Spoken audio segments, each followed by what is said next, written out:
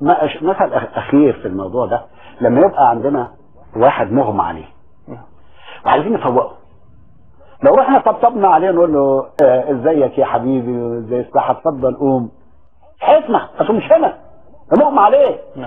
محتاج له شويه ميه ترشه على وشه يفوق، وما فاقش بالميه ولا مؤاخذه بنعمل له لسعه كده، انا بسميها بقى ايه؟ شورت شارب شارب. شوك شورت شارب شوك. فاذا ده اللي احنا بنعمله، تفويقه للمغمى عليهم 14 قرن من الزمان.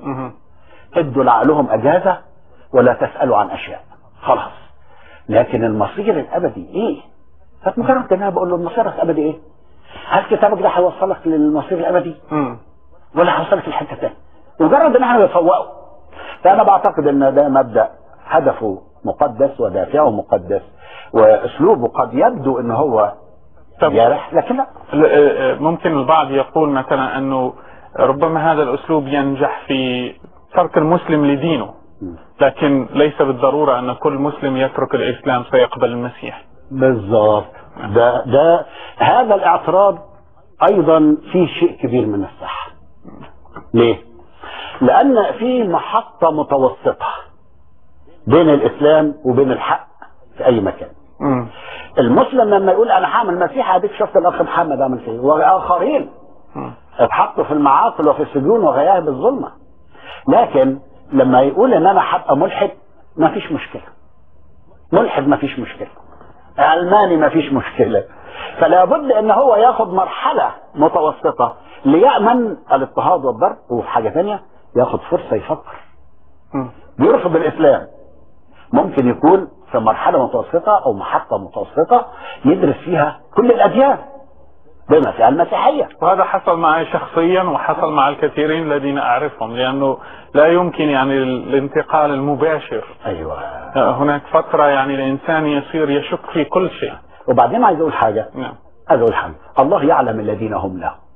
هيجيبهم بقى ملحد، بقى درزي، بقى كافر، هيتم يقرأ على الباب. انا واقف على الباب واقرأ، يعني قرأ على الباب عرفه حقيقة الاسلام فسابه. مش هيتركه، هيقرأ عليه ايضا لحد ما يكمل له المشوار. اشكرك. نبدأ في اخذ بعض المكالمات الهاتفية ثم نكمل. لا زالت نقاط اخرى في الموضوع. امين. الو، اخت ليندا. ايوه. اهلا بك في البرنامج. اهلا فيك. اتفضلي. ايوه، بس بحب اقول اختباري منذ سنة تقريبا. كنت اسمع شو اسمه ابو الاب زكريا. نعم. شو اسمه وذاك اجل وشو اسمه كان جوز. تفضلي. لا، كنت اسمع شو اسمه شو اسمه عن كلام عن القرآن وعن شو اسمه محمد واللي بيعملوا في مش عارفه شو احكي، مش عارفه بصراحه. بس كان بصراحه فتح قلبي ودخل حياتي وغير حياتي ثلاثه. انا سبع اطفال عم بدل اسم المسيح. امين. كيف؟ نعم. وانت من خلفيه اسلاميه؟ كنت مسلمه؟ الو. ايوه نعم. كنت مسلمة اخت ليندا؟ ايوه كنت مسلمة نعم. طيب، اشكرك على المداخلة واشكرك على المكالمة اخت ليندا. ايوه. نحاول ان ناخذ هذه المكالمة اخرى. سيد مرقس اهلا بك. حبيبي مساء الخير. مساء الخير. الله معكم. بركاتك يا ابونا زكريا. الله معك. أنا أول شيء أشكر من وراء الكواليس كمان على احترام المتبادل، يعني خلونا على الخط بس كمان عم نسمع صوت أبونا كمان على التليفون. فهو أخ أنا بس حابب أسأل أبونا زكريا. نعم تفضل. ألو. تفضل. الله يجزيك فضلك. شكرا. أنا أخوتنا الإسلام بيقولوا الله أكبر، فبيرجعوا وقت اللي يقولوا على محمد يقولوا صلى الله عليه وسلم. فنحن حابين نعرف ايش معنات انه الرب اذا ما في اكبر منه، شلون بيقولوا الاسلام صلى الله عليه وسلم؟ ليش في الله اكبر من الرب؟ بس كانت حابب بس اعرف معنات شرح الكلمة صلى الله. بما انه ما في الله كثير واكبر منه ما في، فبيرجعوا يقولوا صلى الله. يعني ما بعرف انه سؤالك واضح سيد مرقس حبيبي. اشكركم كثير وبركاتك يا ابونا. اشكرك. خلينا ناخذ مكالمة اخرى وبعدين ناتي للتعليق جناب القمص. سامحني. سيد رامز من اسبانيا، اهلا بك. السلام المسيح ليكم ولابونا المسيح معك وربنا يقويك في مشواره. بس انا ليا سؤال عنده.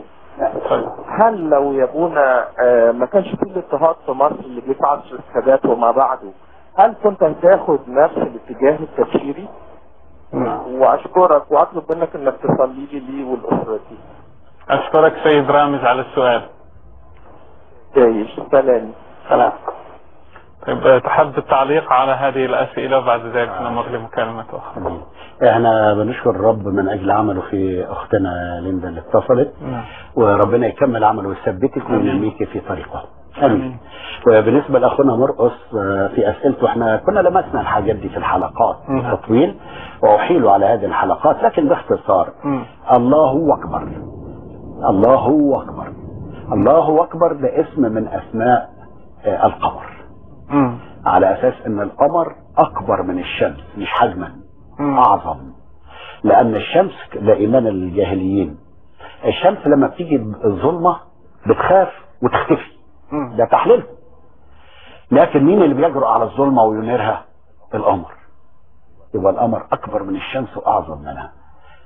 محمد كان هدفه ان هو يكون دولة بالاساس، فحاول ان هو يخطب ود القرشيين وعباد الاوثان وود اليهود وود النصارى او المسيحيين. فاليهود رفضوا والمسيحيين رفضوا. بعد ما كان عامل القبلة القدس رجع تاني عملها على مكة. فلما فشل مع اليهود والنصارى ثبت على القرشيين او الوثنيين. فابتدى ان هو يتبنى حاجاتهم ويرضيهم، واكبر دليل على ذلك هو حديث الغرانيق العلا اللي هو في سورة النجم. وبعدين ابتدى يفوق ان العملية مكشوفة قوي، فقالوا لا ده الشيطان اللي اوحى ليه بالحاجات دي ونسخت. فمن ضمن الحاجات اللي عملها اخذ مراسم الحج كلها، شعائر الحج، مناسك الحج كلها، والحجر الاسود رغم انه يعني معروف اساسه عمر بن الخطاب قال له انت حجر لا تضر ولا تنفع، ولكن لولا اني رايت الرسول يقبل ما قبلتك. يعني معروفه، بس هو اخذها ارضاء لل اهل قريش عشان يدخل مسالم الى مكة. وحضرتك صلى الله عليه وسلم اللي سأل عنها. صلى الله عليه وسلم انا تقابلت مع ناس كتير، وخصوصا بيتيح لي الفرصة في النقاش على البلتوك.